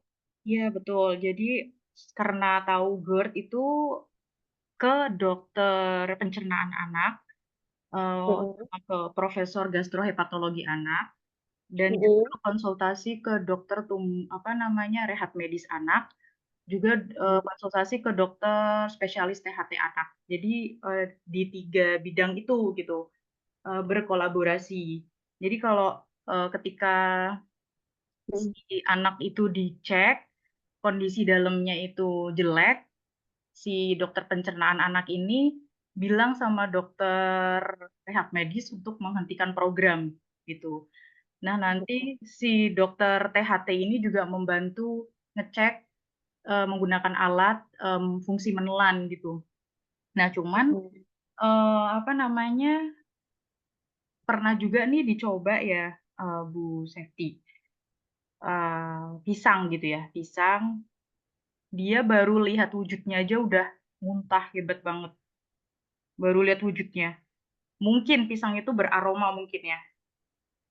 Iya, Pisang itu benar. beraroma wangi gitu. Gitu. Jadi itu baru lihat wujudnya aja. Terus begitu dimasukin ke mulut ya apa namanya tambah lagi gitu, tambah. Belum ketelen nih baru ditempelin di bibir aja udah muntah. Muntahnya tuh bener-bener semua volume apa semua isi perut dimuntahin semua. Jadi sampai kadang tuh pernah muntah cairan warna kuning. Itu cairan kuning itu adalah cairan lambung ya, cairan hati, empedu ya. Gitu. Gitu. Terus misalkan konsultasi sama dokter ya, atau mungkin nggak ke dokter itu sih perlu dilakukan intervensi di sensor integrasi mungkin ya Bu. Jadi kan ada jadi stimulasi di sensorinya juga. Jadi karena ada traumanya itu tadi ya. Jadi ketika lihat pisang langsung muncul gitu ya. Jadi refleks gitu. Jadi ada cemasnya gitu loh. Nah itu bisa dibantu di SI-nya, sensor integrasi. Biasanya kita eh, ada intervensinya buat eh, mengatasi gangguan, mengatasi kecemasan pada anak tuh. Yang dimana kecemasannya itu jadinya mempengaruhi eh, traumanya dia. Jadi makannya nggak dapet gitu. Ketika ngelihat makanan yang dia harusnya ngelihatnya biasa aja nih, gitu, muntah gitu. Mungkin perlu sensori integrasi juga untuk stimulasi sensori untuk mengatasi gangguan kecemasannya. Seperti itu. Iya, jadi kalau untuk sensori integrasi itu sebetulnya programnya udah jalan dari dia umur 2 tahun kurang, setahun setengah. Sampai sekarang Oke. masih jalan di Rumah Sakit Fatimah Serap. Oke. Heeh. Jadi masih berlanjut nih untuk okupasinya Oke. Bu Seti. Tapi untuk orang motornya tuh dihentikan karena ketika dia distimulasi orang motornya, eh, itu tadi relapse si GERD-nya, merecall memori muntahnya itu. Dan akhirnya berakibat ke pembengkakan adenoid. Adenoid itu mengganggu tidurnya dia. Jadi kalau tidur udah pasti kebangun tuh tengah malam karena sesek napas gitu. Jadi karena mengalami gangguan tidur itu dihentikan gitu. Tapi yang okupasi sensor integrasinya masih lanjut karena emang di situ dia nggak ada muntah sama sekali. Apa kooperatif anaknya mau mengikuti instruksi gitu dan apa namanya setiap kali keluar kan ada catatan dan juga ada sesi ininya ya dari terapisnya itu juga terapisnya anaknya cukup kooperatif terus mau mengikuti instruksi mengerjakan selesai gitu. Cuman ya memang itu tadi sih tantangannya dimakan dia kayak mungkin dia ada memori nggak nyaman ketika ada sesuatu yang ditelen gitu kali ya ya Bu Septi ya, atau apa itu aku juga kurang paham banget.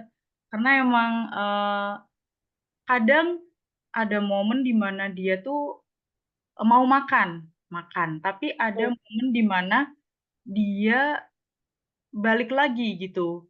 Kayak pagi-pagi tuh sering batuk-batuk kayak gitu.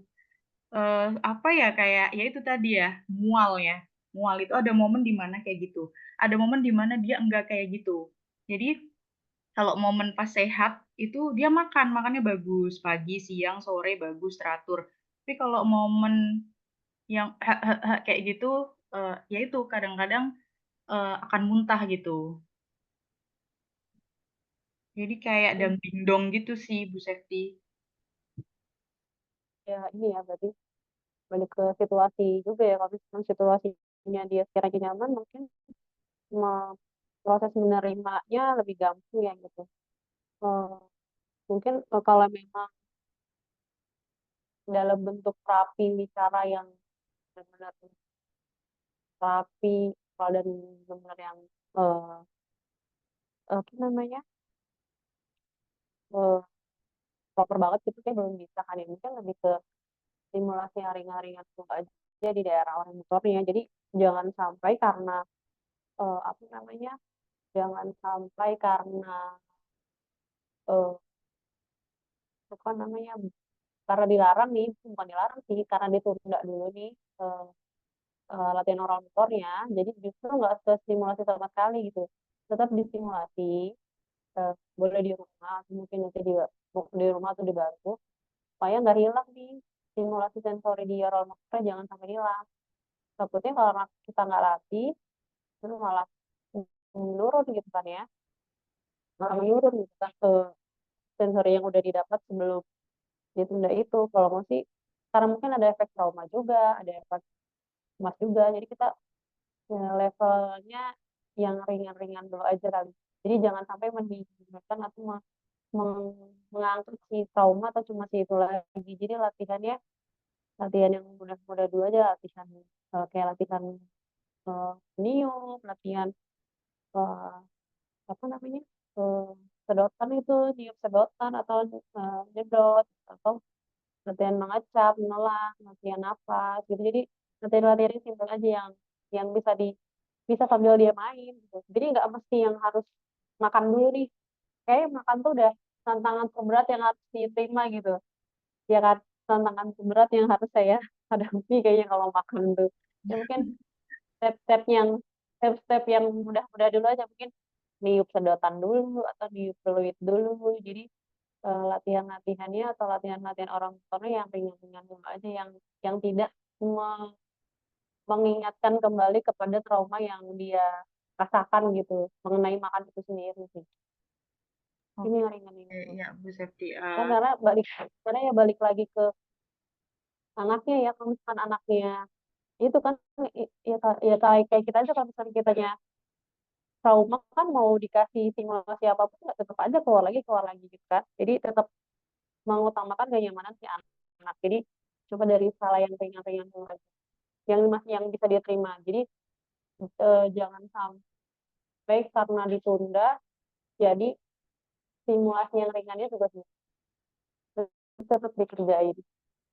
Oke, berarti Kalau dari saya sih yang saya tangkap itu stimulasi ringan tetap dikerjain. Kayak contohnya misal nih minum pakai sedotan gitu ya. Terus boleh. misalnya meniup bola Kak, sambil bermain atau meniup kertas gitu ya. Terus apa namanya, belajar sikat gigi lah ya, sikat gigi. Atau mengecap kayak ada yang deket gitu kan, ada latihan kayak gitu boleh. Oh, Jadi pakai yang ini enggak ya, yang mm, pakai ini ya Bu Sefti, nggak apa mesti namanya, buat suara apa. itu ya kayak kayak gitu-gitu ya? Kayak gitu Iya bukan? iya ya, kita boleh Oh, boleh Pak. Jadi nggak mesti, jadi latihan oral motornya nggak mesti dia harus berhadapan dengan makanan, dia yang dia senang dulu aja gitu, yang hmm, dia senang dulu. Mm-mm. oke, terima kasih banyak Bu Sefti dan Bu Silma atas pencerahannya. Oh, gitu. Ya Ada lagi, moderator? Oh ya, oke, baik, Masya Allah. Em, Sharing ilmunya sangat-sangat bermanfaat sekali ya. Di sesi malam hari ini banyak sekali eh, lika-liku dalam proses tumbuh kembang anak. Ternyata ya tidak tidak hanya terkait apa namanya makan, ada juga yang terkait motorik dan lain sebagainya. Ternyata semuanya itu berkesinambungan seperti itu ya Bu Sefti dan Bu Silma ya. Oke. Em, karena ini jamnya juga sudah melebihi, mungkin terakhir bisa kita tutup dengan closing statement terlebih dahulu dari Bu Sefti. Silahkan Bu Sefti. Oke, closing statement-nya untuk masa bayi dan anak ini yang seperti tadi saya bilang, eh, tetap manfaatnya memang banyak eh, buat anak, bayi dan anak, tapi tetap dibantu dengan stimulasi-stimulasi yang lainnya. Jadi jangan dijadikan satu-satunya sebagai sarana atau sarana stimulasi untuk bayi dan anak ibu sekalian nih. Jadi karena dibilang bisa meningkatkan berat badan bayi, jadi ya masa saja gitu. Tapi stimulasi yang lainnya enggak gitu. Jadi jadikan masa ini sebagai salah satu eh, yang eh, salah satu penunjang perkembangan tumbuh kembang anak gitu ya. Terima kasih. Oke, baik, Masya Allah.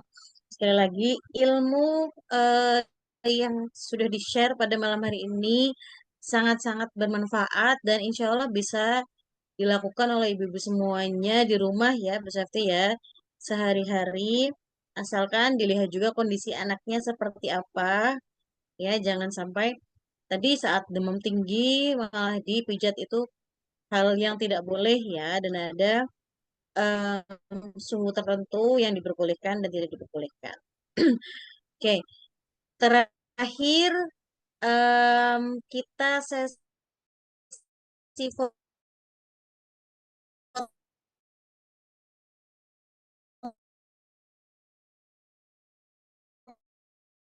terlebih dahulu ya, ibu-ibu ya. Silakan. Oke, ada Bu Hana, ada Bu Rahma, ada Bu Rahmawati.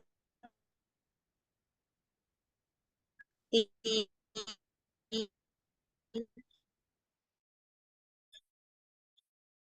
Dok. Oke, layar boleh bantu untuk screen. Kita mulai ya. 1, 2, 3.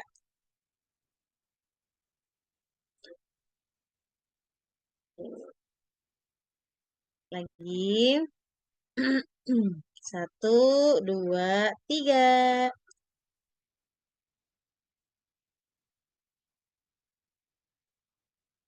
Oke, Masya Allah. Terima kasih banyak, ibu-ibu semuanya. Oke, ya tidak apa-apa Ibu Rizky. Sambil ini ya, udah jamnya anak tidur ya ini ya. Oke, Masya Allah. Sekali lagi terima kasih banyak untuk ibu-ibu semuanya yang sudah hadir pada malam hari ini. Dan untuk ibu-ibu yang ingin mengabadikan atau pengen posting terkait kelas pada malam hari ini, boleh eh, sambil di tag ya di @kelas_ibu_belajar dan juga di @sesi_visio. Sebentar, saya izin share layar. Oke, silakan untuk ibu-ibu yang pengen upload sesi pada malam hari ini sambil di story, boleh sambil di tag ya di @kelas.ibu_belajar dan juga di @sesi. Boleh ya. Terima kasih banyak sekali lagi atas waktunya juga untuk Bu Safety dan Bu Silma dari sesi Visio. Semoga sesi malam hari ini memiliki banyak sekali manfaat dan ilmu yang bisa kita terapkan di keseharian kita. Oke, terima kasih. Pantau terus tumbuh kembang anak. Mari kita bersama-sama membersamai tumbuh kembang anak. Karena menjadi ibu itu juga harus berilmu. Terima kasih. Assalamualaikum warahmatullahi wabarakatuh. Waalaikumsalam. Terima kasih semuanya.